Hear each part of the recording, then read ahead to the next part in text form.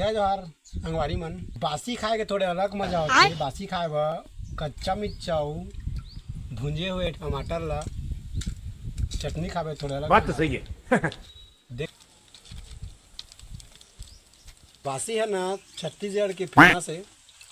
और संगवारी हो बासी और चटनी सूखा आलू हो गए तब तो संगवारी हो जन कुछ है खाए के थोड़े अलग ही ठीक है। सूखा आलू और बासी और पताल की चटनी। छत्तीसगढ़ के फेमस बासी खा था आज। प्याज है देख सका छोटे छोटे, आलू है सूखा आलू और टमाटर की चटनी।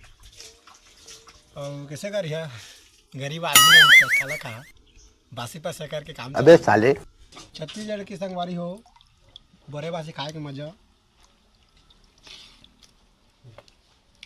प्याज सूखा आलू आलू ला चटनी में थोड़ा सा कर ले